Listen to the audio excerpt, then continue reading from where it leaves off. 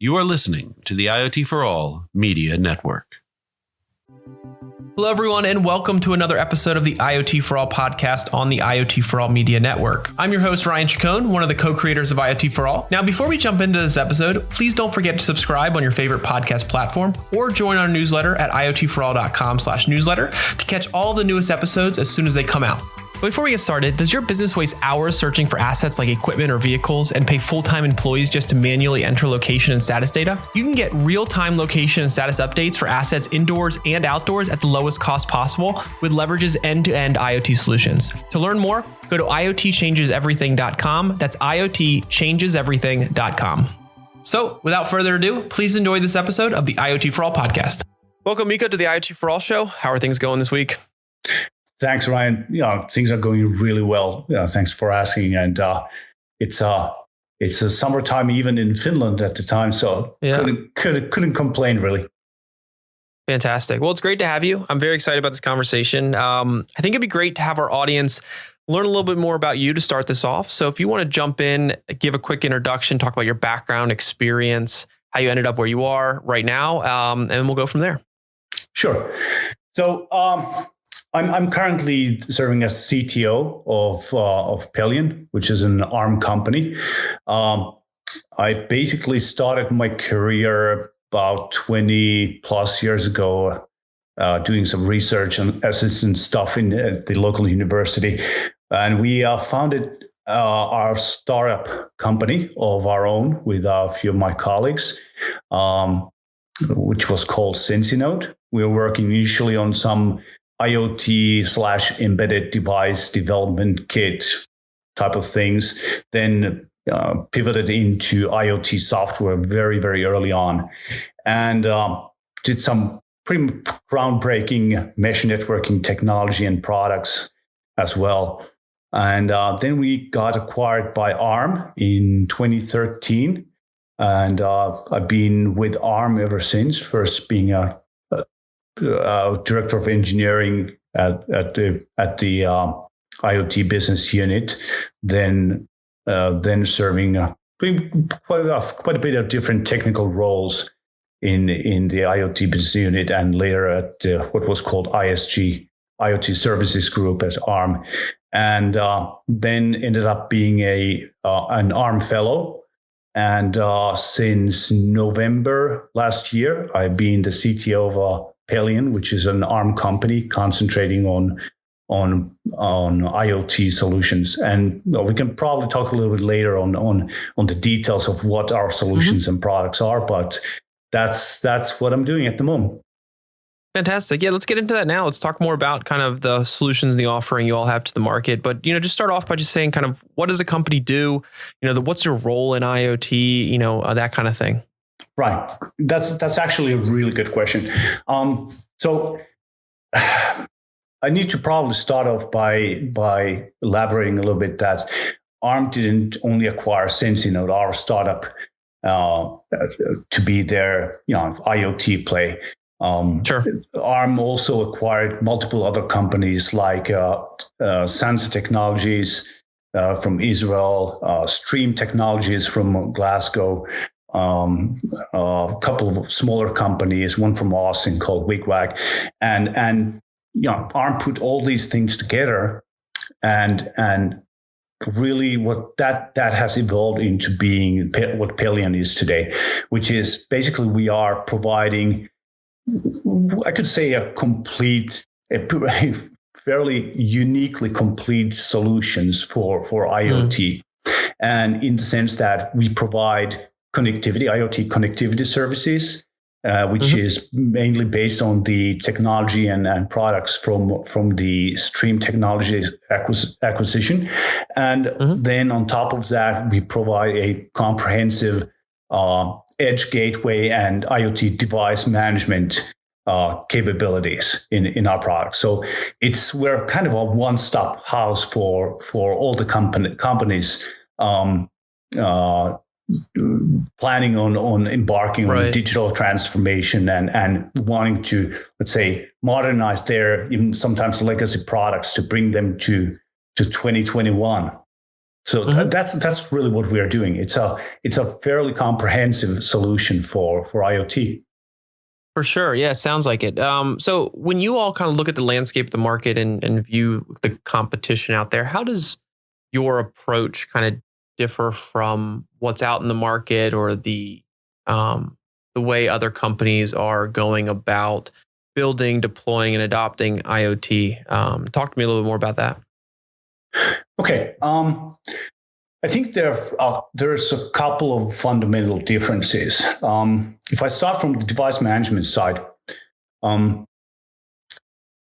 the key difference I would say is that we have being part of ARM, we have a history of working with really resource constrained devices. So, the IoT devices for us, they're not just some, let's say high-end devices that don't have to worry about the resources on the devices that cost $1,000 a piece or anything like that. But we come from the world that pretty much any device has to be IoT capable, which means that it can't be a $10 consumer electronics device or even almost of a disposable device, even though it's not necessarily always the best idea to think about disposable devices. But that's at least from the cost perspective, it's a reality we have to sometimes live with.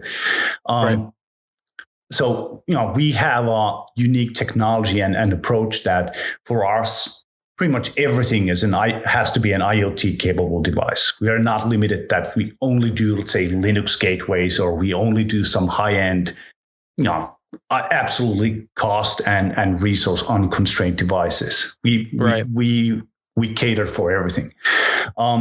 Then on the other side, if we think about the connectivity management side, our approach has always been that we will make the connectivity easy for customers. Okay. It's surprisingly hard if you don't know what you're doing, and it's something we do cost efficiently and easy for the customer.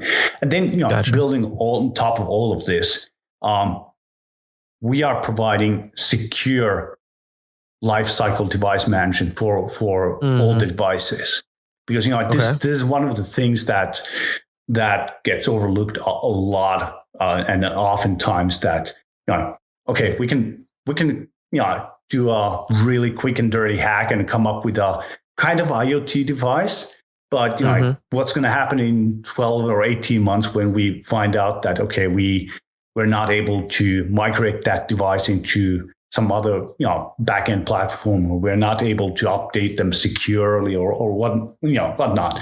So we are bringing kind of a completely new level of secured lifecycle management for these devices.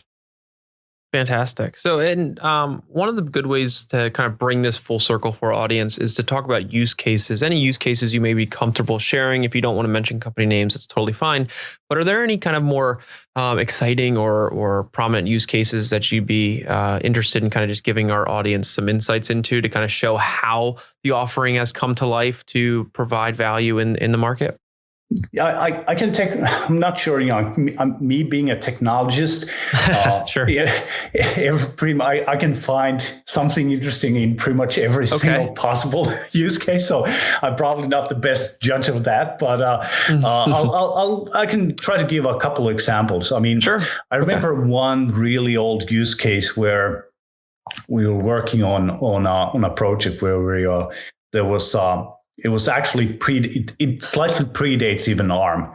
And we had a partner who was doing tracking of I believe they were reindeer in far up in the north.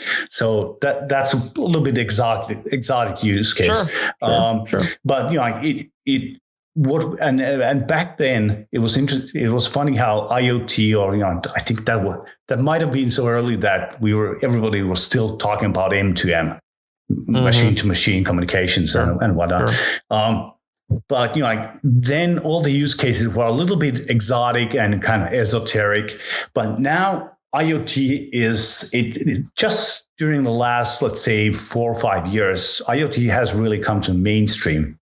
And we are seeing use cases, from the kind of a more well-known like smart metering and outdoor lighting control and street light control systems, to systems where we have partners and customers that are tracking the state of trash bins in real time. That do they need to send a truck to empty them, and they are basically doing that to optimize the routes of the trucks and reducing unnecessary carbon emissions from the trucks and everything like that. Going to consumer electronics in various places. Well, one could argue that mobile phone is an IoT device, but it's a little bit of a boring IoT case to be perfectly honest with you. Yeah, for sure. But then there's a bunch of activity that we are seeing in this kind of what I'm seeing is that all the what's called clean tech or environmental stuff, that's really hot at the moment. We're seeing a lot of different use cases and uses there. That's probably the kind of biggest thing that I'm seeing happening right now. Fantastic. Let's transition a bit into kind of talking about deploying IoT solutions. So, a lot of our listeners listen to our podcast to better understand how to deploy solutions, how to adopt solutions. What are the best practices, advice that companies have to ensure the best chance of success when they're going down their IoT journey? So the first question I wanted to ask you in this kind of section is, what advice do you have for anyone who's kind of embarking upon their own digital transformation journey? How do they get started? What are some of the pitfalls that you've seen that, you working with you all or companies like yours could help them avoid, that kind of thing? Right. That's a really good question. Couple of the worst assumptions or let's say omissions that we're seeing sometimes is that people make the assumption that they can fix security at some later stage. So that's very good. Yes, that's very true. Basically just they assume that, okay, let's just get a working prototype or a proof of concept on the table and let's figure out the security at some later stage. That's I would say almost a grave mistake. It's and it's surprisingly often when people think that, okay, we can just stamp on the security at next week, next month, next year, at next product evolution. That's a bad one.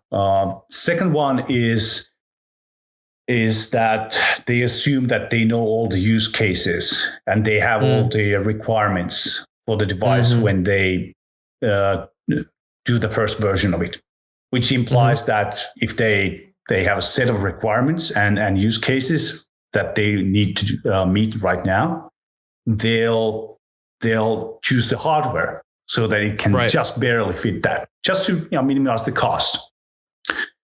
And the third one is probably that they assume that and they assume that some of the kind of what I would call table stakes in features and capabilities are omitted, like secure firmware update. We'll figure that out later. Sure. Those are the things that I think are the most usual mistakes, and where the order is unfortunately as boring as it is, that you should figure out the security from the very beginning. You should make sure that you can do secure firmware updates and what we call them a little bit more broadly, secure lifecycle management for the devices. You need to plan for those and design those into the architecture from the very beginning. That's really the kind of where you should start from, in my opinion. Now, if you were to kind of look at it from the adopter's side, less the technical side and the creator side of IoT, how would you kind of recommend companies that, let's say, don't have the capabilities to build an IoT solution in-house or build a component up, and they're just looking to find a company to work with to help guide them down their journey, provide the right partners and so forth? how would you kind of advise those companies to seek out the best partners? What kind of things should they be thinking about? That kind of thing.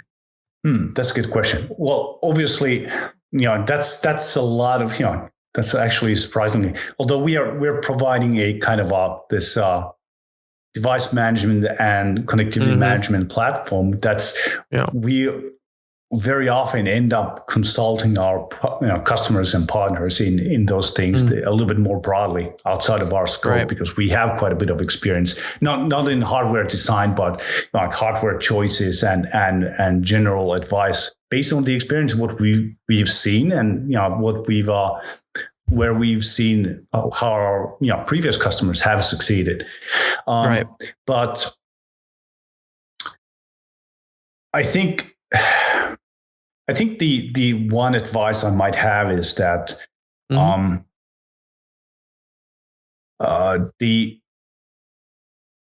although it's a little bit tempting to do a kind of a bespoke, go to a partner, let's say a well-known, well-respected large system integrator or a design house, and ask them, can you design something bespoke for us for this? Right.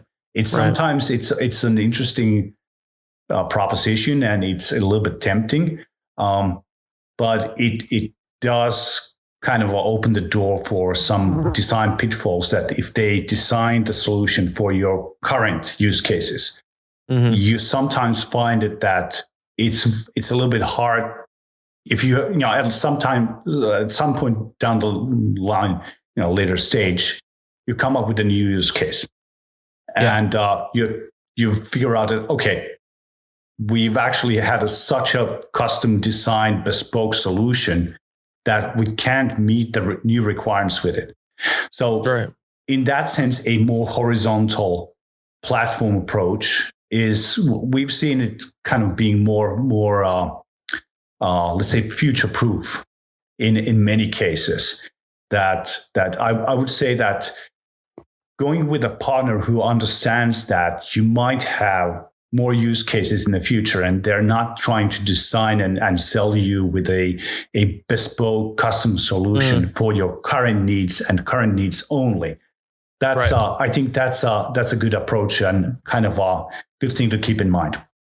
That's fantastic. Great. Yeah, we know partners, when it comes to companies that are new to IoT, they usually start their partner journey at one state, at one area, whether it's hardware, whether it's connectivity, whether it's the platform, the application side.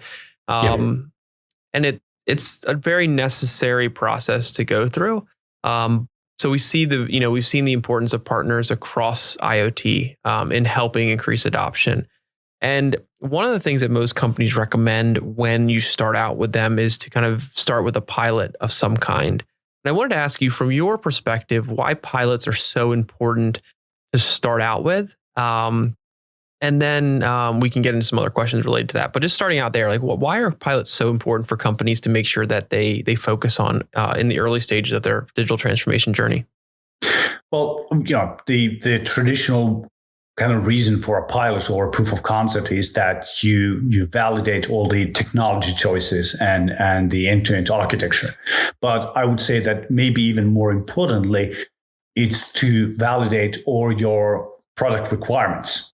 Have you thought about everything? That's really the reason, because there's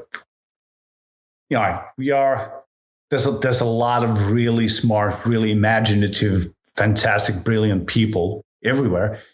But I guarantee you that when the people who are the product managers, for example, when they see the first version of the product, real end-to-end product in the pilot, they'll come up with 10 new ideas always that, oh, wouldn't it be cool if we had it do this also and this and that? Right. So I think it's more the kind of a complete product vision validation and requirements validation that's maybe, well, at least sometimes it's even more important than the validating the technology and the architecture. Absolutely. And aside from the security point, which we've already brought up, what are some of the most common areas that an organization, planning to deploy an IoT solution can overlook during that pilot stage? maybe if they're just looking at the kind of a fancy, let's say more fancy features and capabilities that are visible to the end customer, they're super important, no question about that. But sometimes some of the stuff that's under the hood, yes, the more table stake capabilities, sometimes they might be left kind of there and kind of ignored or just forgotten during the pilot stage.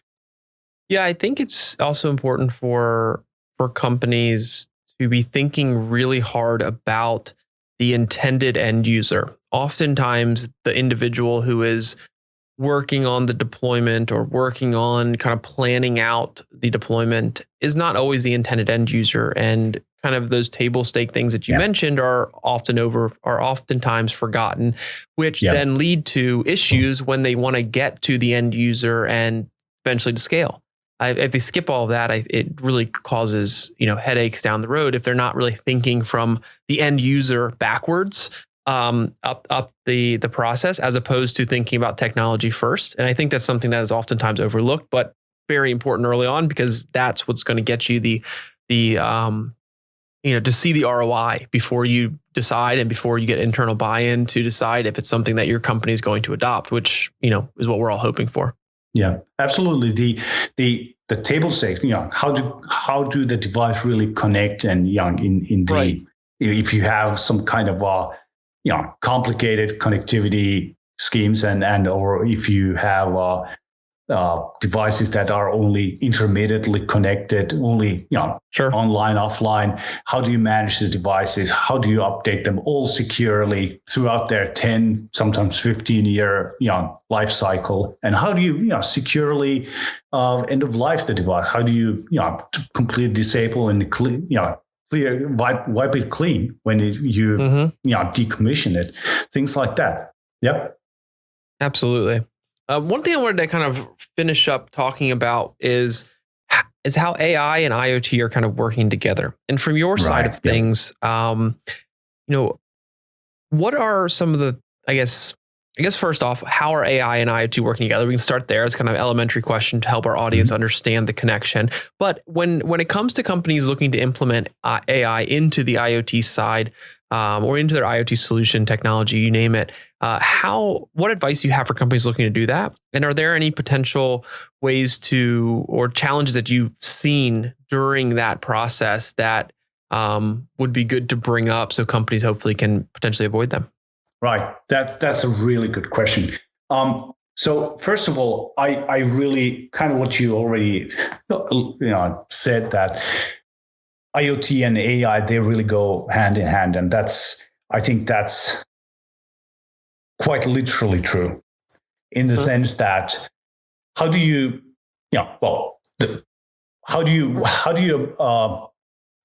use AI? Well, first of all, what you need is data from the devices. So how do you get that data from the devices? For that, that's really the kind of prime use cases for IoT. Because what IoT is, it's really that you are able to communicate with a device that's deployed somewhere, and you're efficiently and securely able to communicate with the device. So you really need the fundamental IoT capability of secure communication with the device to pull the training data for your AI models from the devices.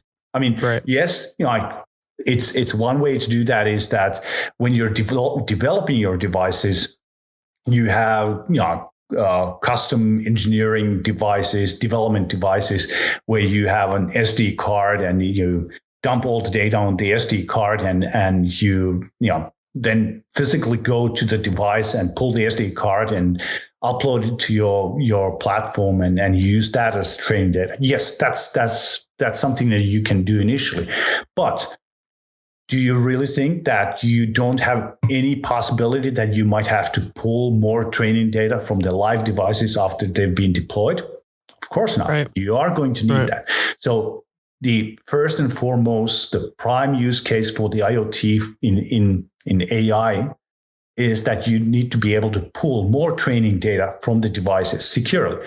Why securely? Well, if you cannot be sure that it's valid real data and it's not spoofed, or it's not replayed, it's not somebody is not creating false data into your AI training set, it's the value of the data is practically zero. So you need to have a secure way of pulling authentic data from the devices. Okay, so that's first thing. Well, once you retrained your ML model or your AI, and you need to deploy that new model to the devices, how do you do that? Well, that's a fundamental use case for IoT device management. You're able to push updates to the devices. The new pushing a new model to the device is just almost identical in as a process as pushing a new firmware to devices, because you only want to be able to push the model to devices of certain type. And sometimes you want to do a canary deployment first, that just subset of devices. You want to monitor how they're performing after the update. And then you want to push if everything goes fine, you want to push the new model to all of the device fleet. Right. And you want to be able to do that securely. You absolutely don't want anyone else to be able to push their own, let's say, fake models on your devices. Who knows? You have absolutely you can't allow that to happen. It's same as you'd allow anyone to push any false data into your backend systems. So it's unacceptable. So again, you have to be able to do that securely.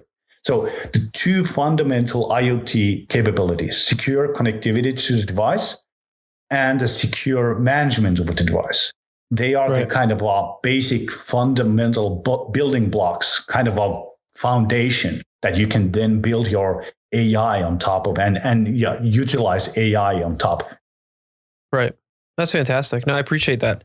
Kind of diving into that a bit more from a technical perspective, because, we talk a little bit about it high level, but I think getting into kind of those points you mentioned are great for our audience to kind of start to understand. But overall, this conversation has been great and very insightful for me as well. I'm sure our audience is going to love it.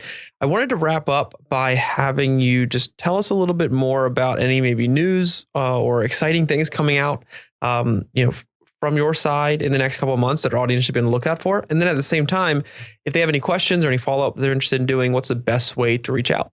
I think we actually have a super active and super good people at our marketing team. So, okay. I know that every time we have anything cool happening, they're blasting it out on the social media. On LinkedIn and everything. So I don't haven't been worrying about too much of that. They're doing a fantastic job on that.